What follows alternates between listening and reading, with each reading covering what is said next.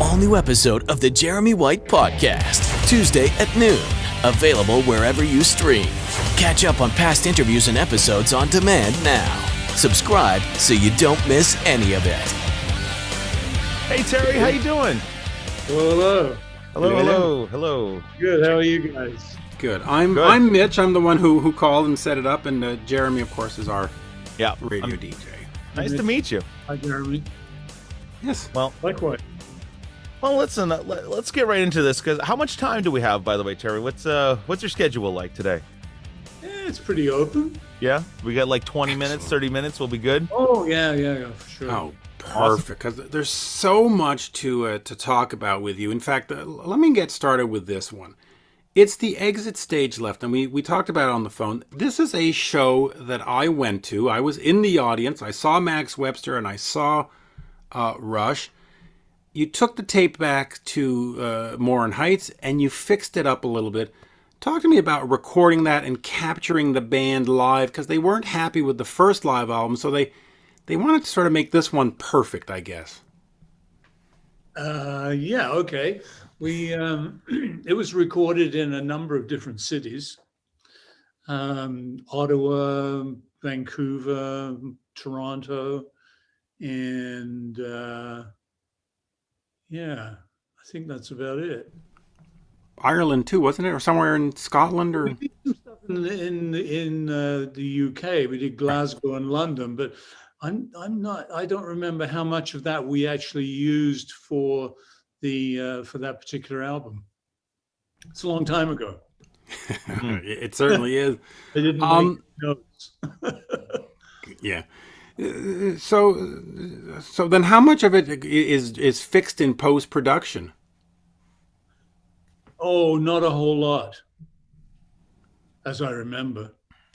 We were very careful to choose. I mean, we had a lot of material to choose from, a lot of nights that were recorded. So went through it all, and we chose all the best takes.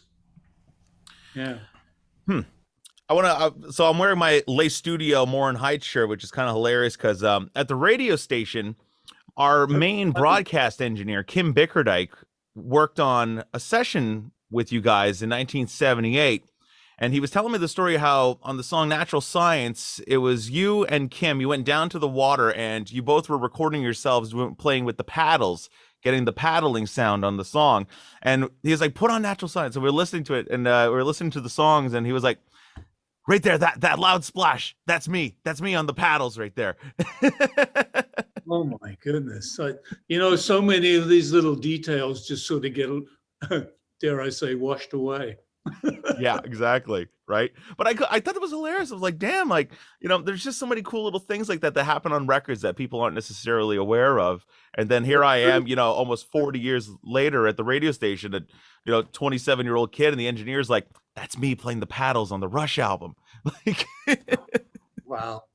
I would have to go back and revisit that to even clarify it. Think about it, yeah. So he gave me the shirt. So he's like, oh, you got to mention that to Terry. I doubt he'd remember. But anyways, we were there and we did that. So we had some great times at the studio. It was beautiful. What was it about working at Les Studio that just made it so integral to the process of recording those records at the time? Well, it was, you could see the daylight because the studio had big windows, as you probably remember from the videos. Yeah. And the control room too had windows that opened up to the outside. So you could watch the day go by. It was quite different from working in a studio that was in a, like a basement or completely enclosed, which most studios are still, to this day. Yeah, super isolated. You're in the middle of, I know a lot of studios now, they're almost like in the middle of corporate buildings with no windows around at all. Well, exactly. Yeah. So it made a huge difference to the dynamic of the day, because you knew where you were during the day, as opposed to, I can remember being in some studios when I would come out at like 5 o'clock in the morning and go, oh my God, 5 o'clock in the morning. You have no idea how time flies by. Right. Moving Pictures is celebrating the 40th anniversary this year. And I was reading that the band, you guys went into the studio and you just got the big, like 40 track console. But I don't know if it was like an SSL or something like that. And like the technology was just so new at the time that it even took you guys some time to get used to it. Well, to a degree, yeah. Certainly Right. from a mixing standpoint, for me, Mhm. it took me a little while to get my head around it. But the recording of the album was done, the way we would normally do it. We were using Neve strips or small Neve console to get the front end on the for the drums, and so nothing really changed there Mhm. from a production standpoint. Sonically though, going in to engineer the record, did you have a template in like sound in your mind, like, okay, we need to use the Neve strips, we need to use, a U47 on the kick or a FET Well, 47? yeah. I mean, there's certain microphones that I love to use, and the Neve strips was a really important part of that fatness in the drum sound, and Mhm. yeah. When you're recording those drums and capturing those guitar tones and vocals, I've always been curious about this. How much say does the band have in the sound of the record compared to the producer? Say you want like a really fat snare sound. Are you and Neil going to have a discussion in the studio like, nah, I don't want a ton of reverb on my snare, or I don't want my drums to be gated reverb and all these things? Well, neither of those things did we do, but Mhm. but I know what you're saying. Yeah. Uh, but we talk about, like which snare to use, and and how what kind of sticks, whether you use the butt end of the stick or the the regular grip, Mhm. and stuff like that would be talked about. But generally speaking, he always had a really good handle on where he was going with things. So he'd always give me the best sounds, and then it would be a question of, can we make it better? Right. I mean, he had a great sounding kit. He had a great drum tech on hand all the time. So, heads were changed and everything was like tip top. It was like having a drum tech on a recording session makes so much difference. Yeah. Was there ever an instance where you're sitting there, you're like, what? I think that clear head might be a little too dull, and they just give you a look like, eh? Well, no, we talked about heads, but I mean, he had, he had preferences that he liked to use, and those things change from, as you go through recording techniques, those things change over the years, and different heads were coming up, Right. like, you know, oil, double-headed, double Yeah. skin with oil between them, and or single heads and clear bottoms and frosted tops, so yeah, there's all kinds of different combinations, but each drummer will come up with something that is gives them the sound that they want. Right. Because that record, I mean, everybody still to this day, between Tom Sawyer and YYZ and Limelight, I mean, it's like those drum sounds are iconic now that Neil's gone. And like, even just listening to the record, like, I'm just curious, just reading up on the record and just being a fan for all these years, the songwriting process for the record, it was mostly done on the road, and then you did demos, and then you went in to record the actual record. Basically, yeah. They used to record their sound checks. So during sound check, they'd be jamming on riffs and ideas that they were thinking about and working on, and then that would get written into tunes, and then we'd go in and do demos. Right. So you're Yeah. not sitting there in the studio kind of like Mutt Lang and picking out like riffs like, oh, you heard the riff for Limelight, like, oh, that could be a huge hit, let's hold on to that riff, or like, did the band already came in with the songs, or? Yeah, at that stage, yes. I mean, when we first started working together back around Fly By Night, um, then certainly there were things that we would work on a tune. It'd be like, you know what, we need something else for the bridge. The bridge isn't really happening. Let's come. I mean, Alex or Ged would say, well, what about that thing we were working on when we were on the road in, Timbuktu? And and we'd try it, and then we'd make some changes, and then we'd put it into the tune, and sure enough, hey, that's much better than what we had. So let's go with this. So Right. yeah, but by the time we got to moving pictures, it was much more set before we went in. So everybody knew what their role was in terms of parts to lay the tracks. Right. Well, let me take you just real quick back to the beginning. You start off with Mo Kaufman, who's a flautist, and then eventually you do Rush, and then eventually you do Voivod. How did you get into production? Do you are you a musician that just couldn't get a deal and you said I'm going to produce, or were you always like, wow, I really am interested in the sounds and how we get the sounds? How does the career start, and how do you go from a flautist to a progressive to basically death metal? I mean, that's Death quite metal a band. it's Well, quite a leap.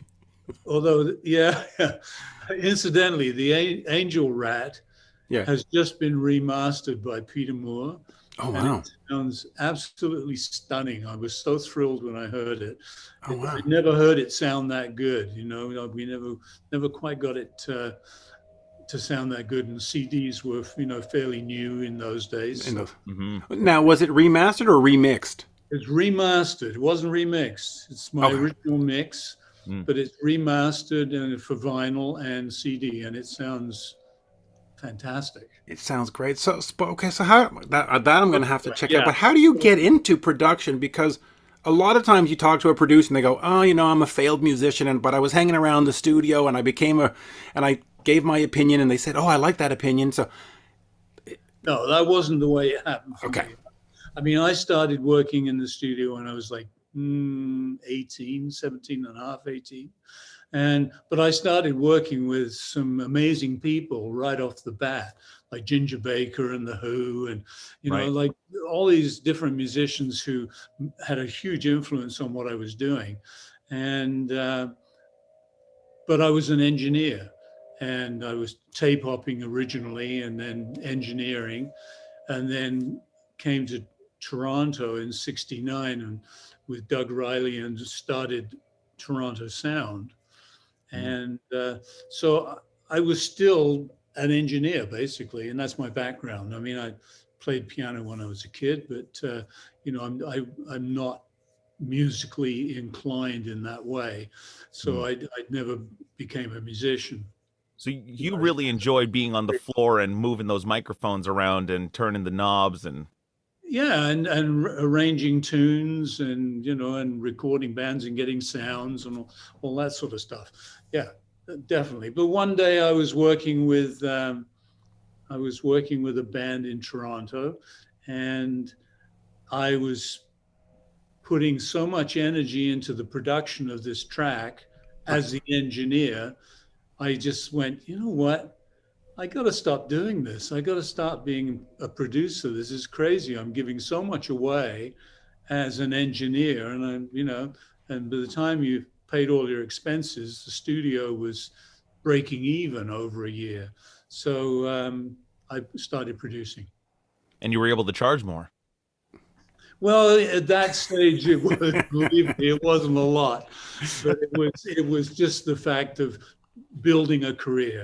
I got my name on the record as a producer, which was fair, Hmm. and one thing led to another, and hey, there So you then go. talk to me just real quick about establishing that Rush sound when we go back to Fly By Night, because the band's out on the tour with Kiss, they're touring with Kiss and they're opening and they're working it. They're in a van and they're working it.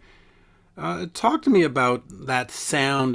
Did they bring that to you? Did you help create it? When you get to Fly By Night, how much is, when you talk about Mutt Lang albums are Mutt, and Bob Ezrin albums are Bob. Is Fly By Night a Terry record? Well, I mean, at that time, yes. Okay. I mean, I do have, excuse me, I do have a sort of a signature way of doing things, I think, to a large degree. So, yeah, there was a lot of things on that record that were, you know, things I wanted to hear and wanted to have performance wise, I think, and we managed to pull it together. Can I Yes. say it's those records were done in a very short space of time. So, there's a lot of me on there because a lot of decisions were made really quickly, and I was engineering and mixing. So Right. So to go back to talking about writing the songs on the road and stuff for Rush, it's like by the time they got into the studio, they were already well rehearsed and they had the songs down pat. Was that a budget conscious decision for bands at the time to have been really rehearsed, written everything, and then they get into the studio and use as little time as possible? Because now it's like, people could take 3-4 years to make an album because they're recording in their house and stuff, and they have all the technology. But was it really about the budget at the time that made bands record these things just so quickly? no, I don't. I mean, budget had something to do with it, yeah, but that wasn't the modus operandi at that point. Um, they would they didn't have a lot of time Hmm. because they were on the road all the time. So when they came into the studio, we were given, a couple of weeks for fly by night. I think it was 2 weeks from start to finish. But we worked, diligently. We worked long hours and we worked very efficiently and got it done. Right. You just talked about the remastering of that album and stuff, and just looking back at all the records. I mean, Bob Ludwig had a big play, in the mastering world at the time. Talk about how important it was to have Bob Ludwig master an album for you. It was very important because he had magic fingers and great ears. He knew exactly what to do and how to get the best onto the vinyl. And in those days, it was no easy task. So yeah, it was important to have him do it. It Now, really was. yeah, but talking about the mastering, it's like how once it comes off the board to the mix to the master, how different does it sound from the mix of the record to the mastered version of it? Well, that depends on the mix. Mm-hmm. To be really honest with you, I mean, nowadays the requirements for mixes is much more stringent for somebody like myself. When I send a mix out to somebody, they expect it to sound like the finished record. Right. Back in the days of doing the earlier, work with Rush, I mean, I'd get it to a point where I was happy with the mix, but Bob would always put the icing on the cake. And so when he mastered, he would make it sound that much better. Bob was, Yeah. Do you think mastering is a bit of a lost art form now in these days? Well, not really. I mean, as I mentioned, Peter Moore just did my remastered the mix of Voivod and did an incredible job. I mean, it sounds absolutely stunning. So no, it's not a lost art. Yeah. But like everything today, there's a million ways of skinning a cat. You can send your tape in and have it mastered by an AI system and get it back in 20 minutes, and it's mastered. Right. It's done. And in some cases, people are totally happy with it. I haven't actually tried it because I like to work with somebody who really knows what they're doing and can make subtle changes to stuff that I've spent months working on. I don't want to have it mastered in 10 minutes by computer. Well, that's it. It's like I read this classic interview with Mike Shipley, and they were talking about this Maroon 5 record that Mutt Lange had produced. And they spent like a week on a mix, and like, it sounded great. They had this fat bottom end carved out. It was amazing. And then they shipped it off to Universal, and the in-house mastering guy just butchered it. And it was so bad that they tried to recall the record and everything. And that's when I started to really think about mastering. And looking at all the stuff that's just brick walled now. I mean, like, I'm in Top 40 radio, and we get these singles off DMDS every day, and it's just like brick wall the whole way through. And it's the new way to go. I just want to go quickly back to Fly By Night, because before that, the band had John Rutsey in the band as the drummer. Did you ever see the band with John? Had you worked at all with John before the change? And I produced 2 or 3 tunes on their first album. Oh, okay, because the credits say Rush. It never says Terry Brown on that first record. Well, I was hired as an engineer. Gotcha. Basically mixed the records. Oh, that's right. That's but right. I cut 3 tunes with them, as I remember. Finding My Way was one of them, Right. and that's what made me fall in love with the band. I just was so blown away by the way they sounded. I mean, So that and Alex and John was more than a good drummer at that point for that album. right. But, certainly when Neil came along on Fly By Night, it was like a huge change up. Yeah, Right. so just quickly talk to me about that impression. I mean, they say we're going to get this new guy. Neil comes in, and of course, at that point, he's not Neil. He's not Neil that we know. He's just the new guy. Do you listen to him and go, "Oof, okay, we have possibilities." Oh, This yeah. guy, okay, He was amazing back then. I mean, he had done his homework and was a great player even back then. And he played in a lot of other bands, progressive bands, and he done his due diligence. He was great. yeah, he was great, and it obviously was a game changer for the band. I mean, it just took what the Yeah. Not least of all from a lyrical standpoint, because the style of writing just changed dramatically. So in terms of producing them, did that just make life a lot easier? You could just go, hey, we got Well, Neil here. easier and harder. I Right. mean, he had a lot more drums. He was a lot more technical, and a lot of nuance that needed to be brought out. And so there was quite a challenge. As Well, as okay. an engineer, is that a task when you're working with that many drums and that much sound going on and trying to fit it all into a mix? Is that a task? It is if you don't know what you're doing. I mean, Right. if you've got the experience, it's not that difficult. It's just a question of doing it properly. And I mean, even I've been working on some stuff recently that's got 3 times as many drums on it as Neil had. So I mean, it's like it just doesn't stop. It just keeps getting You more mean and you're more. still recording real drums? You're not using addictive drums, Terry? What is this? Unfortunately, I still love drums. Yeah, you But I can't mean, beat that. look at a picture of Terry Bozzio, for instance, sitting in front of some of his kids. It's hard to count the number of drums. Yeah. There are so many. Really is. Yeah, you even look at like Mike Mangini in Dream Theater and like his Yeah. kids, like it's over here and then you're up here. It's like, But when you're recording Neil, at any point, do you just say, hey, Neil, just get a hi-hat and a snare, and let's just make it simple?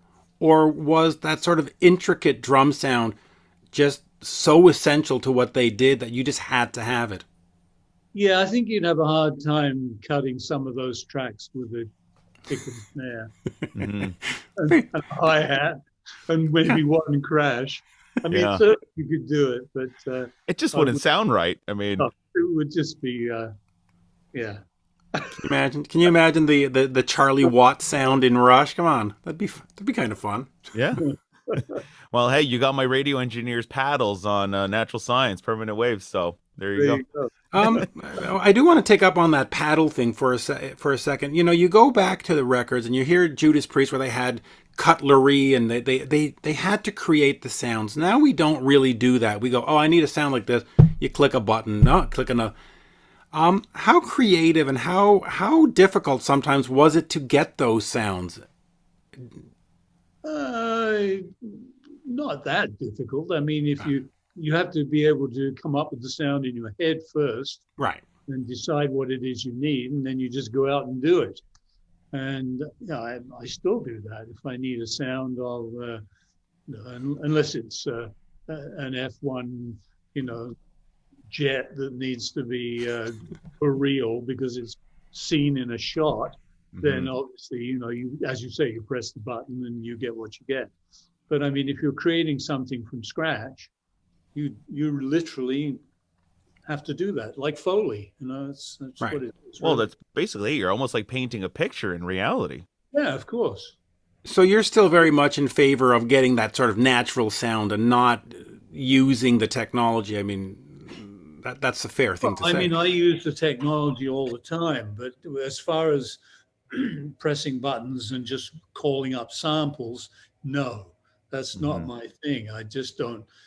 I have never worked that. I mean, I have used samples obviously over the years, but it's not something that I gravitate towards, in order to create something.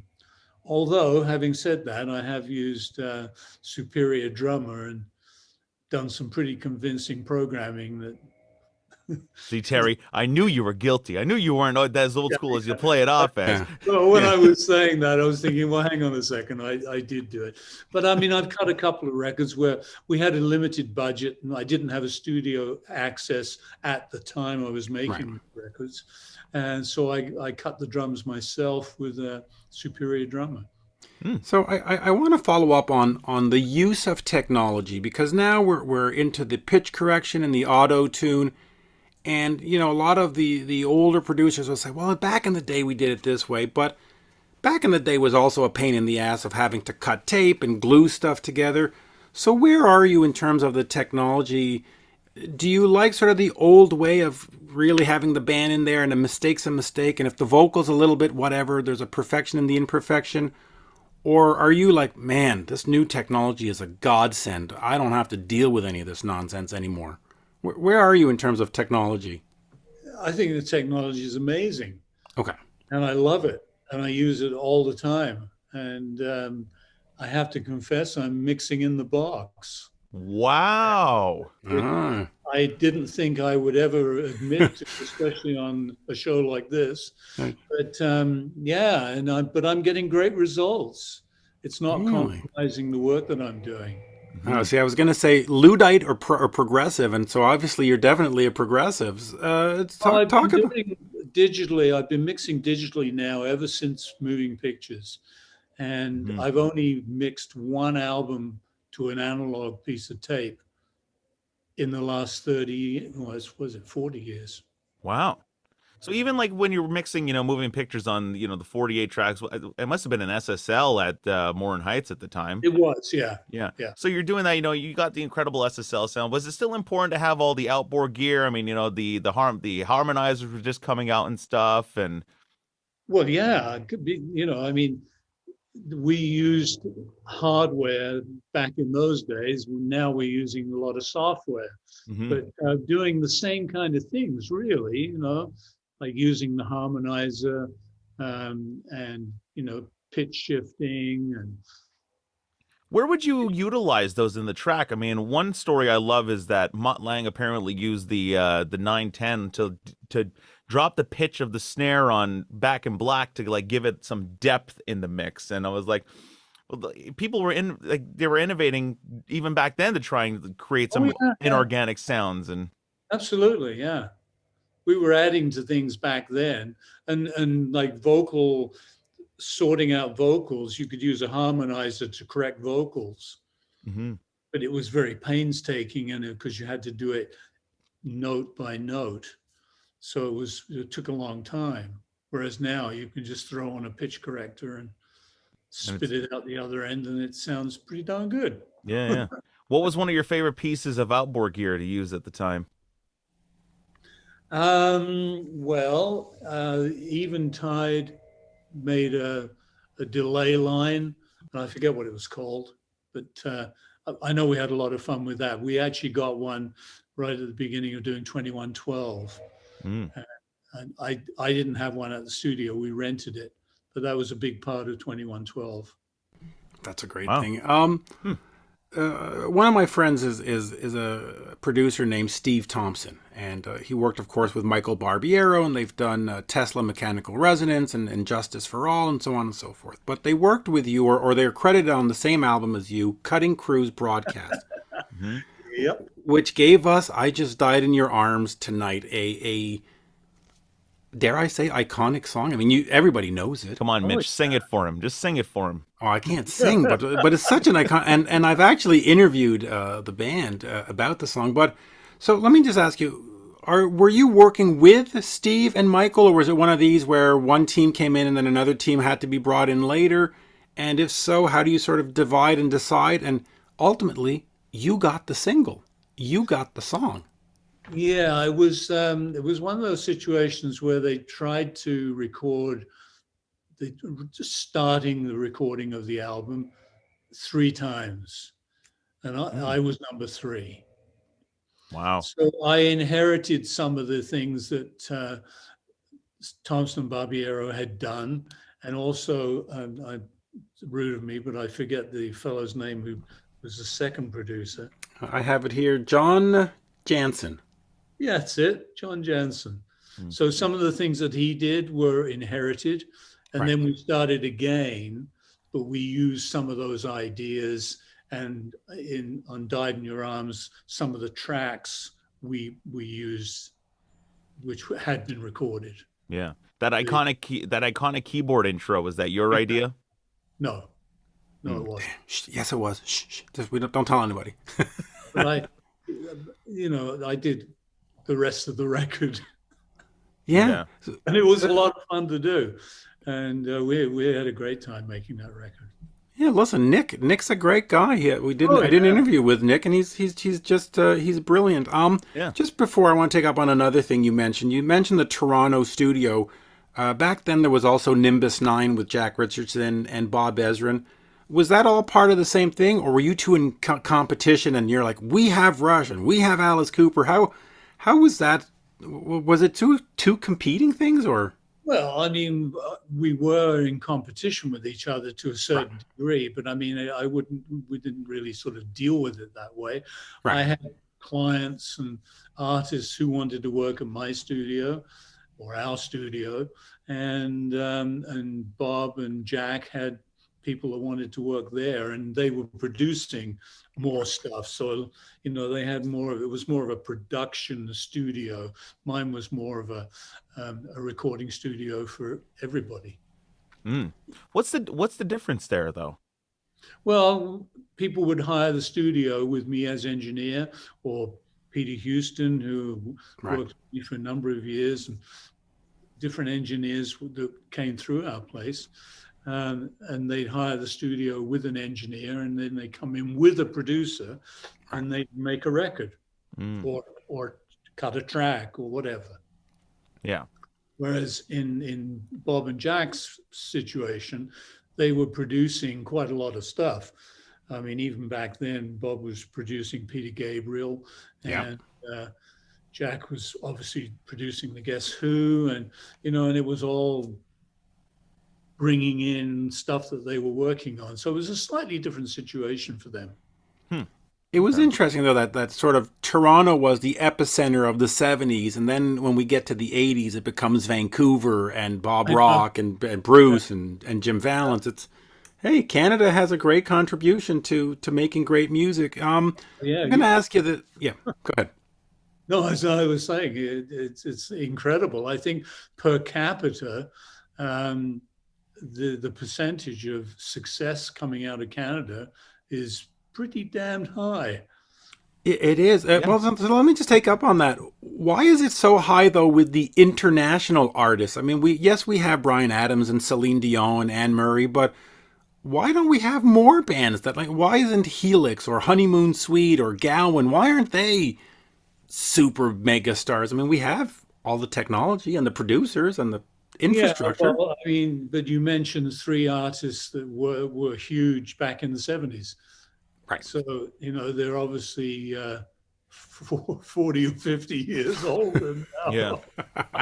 So they're not going to be running around. Although Larry's playing in Styx and doing a great job, I have to say. But I think back in the day, the problem was that, well, not the problem, but one of the problems was that the companies were American owned. Right.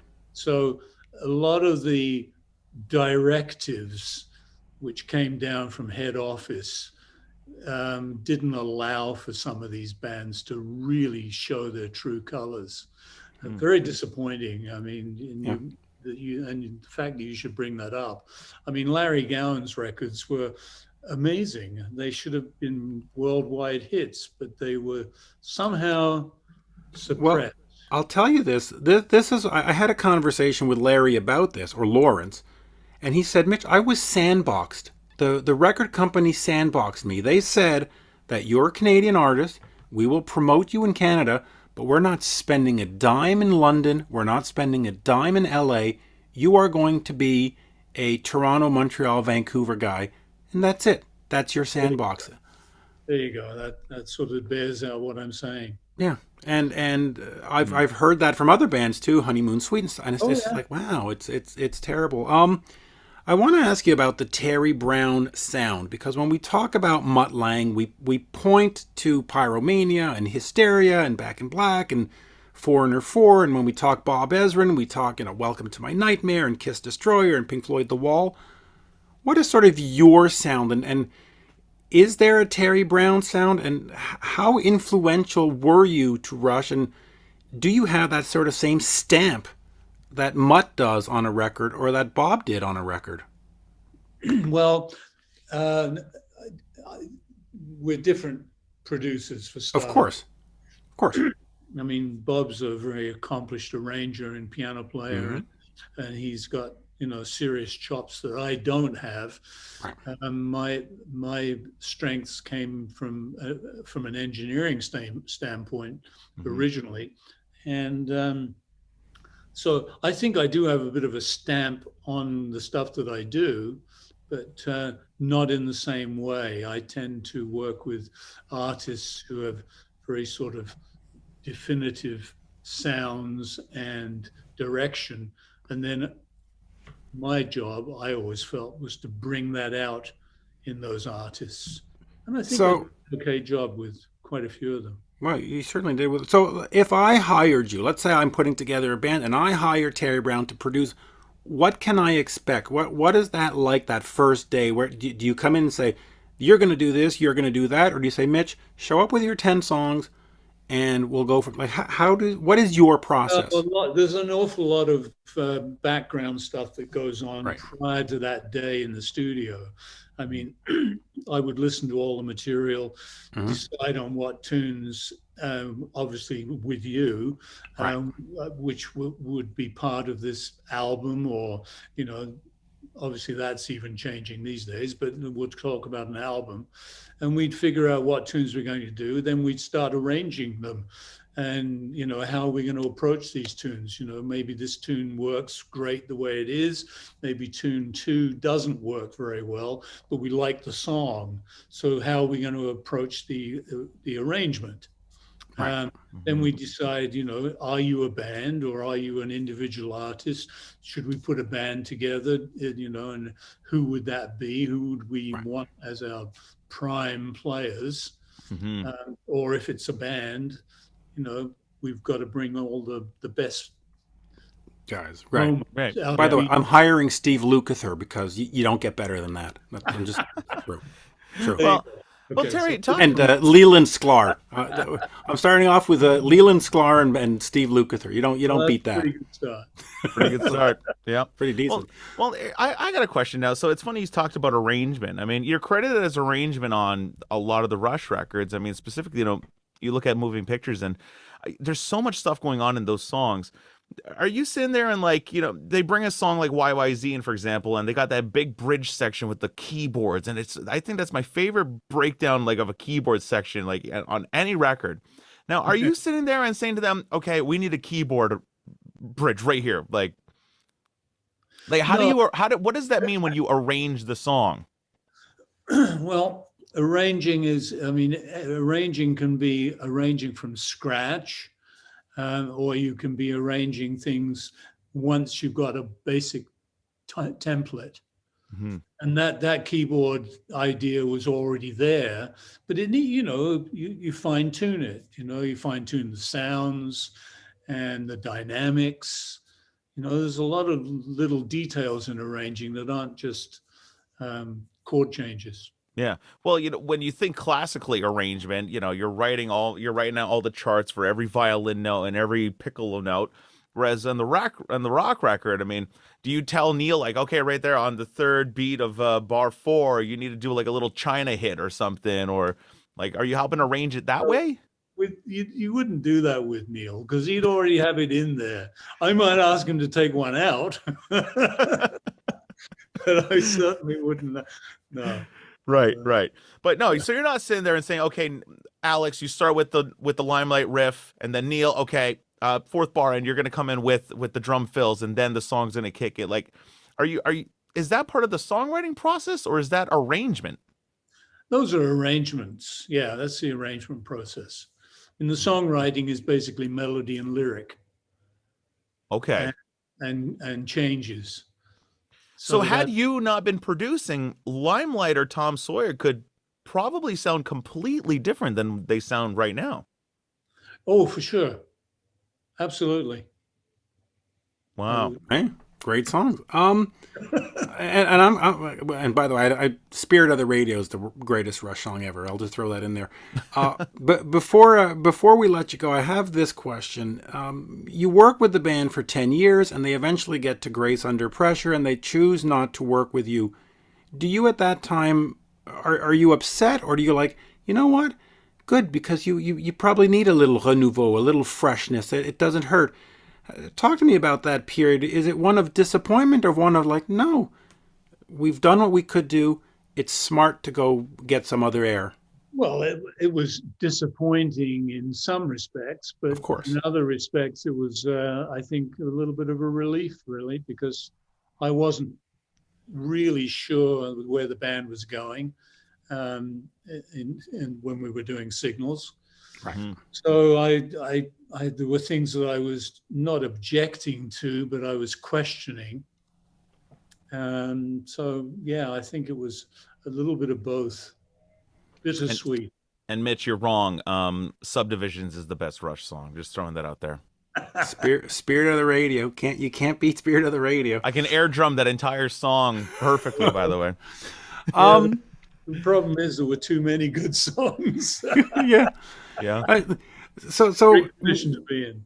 once you're not working with Rush and you have to start working with other artists, do you change as a producer and start bringing in new thoughts and new ideas, or do you get these new artists in and go, hey, this is what we did with Rush, it worked with them? So like, how did you develop after that? Because Rush obviously changed. Mm-hmm. You must have changed as well. Yeah, I guess so. I don't think I changed that much. I had a way of working and a way I like to work. Right. And I continued to do that, but with different artists.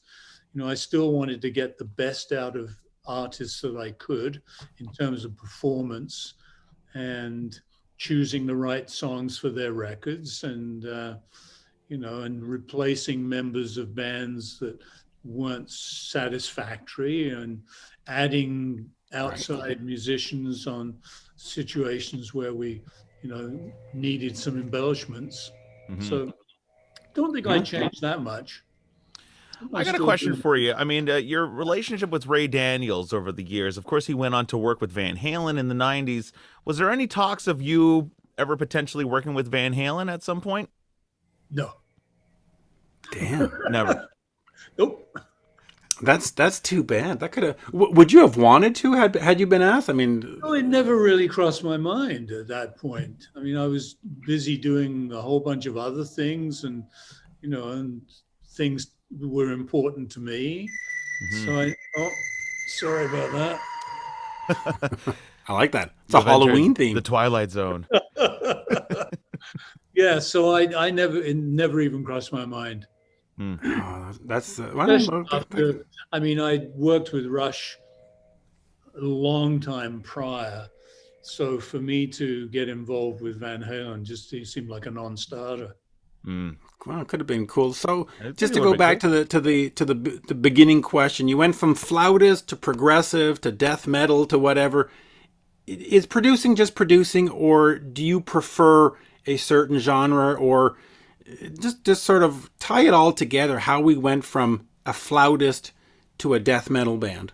Well, I should point out that I didn't produce Mo Kaufman. But you worked with him. I worked with him on a lot of records, but Doug Riley was the Right. producer on those records, my partner.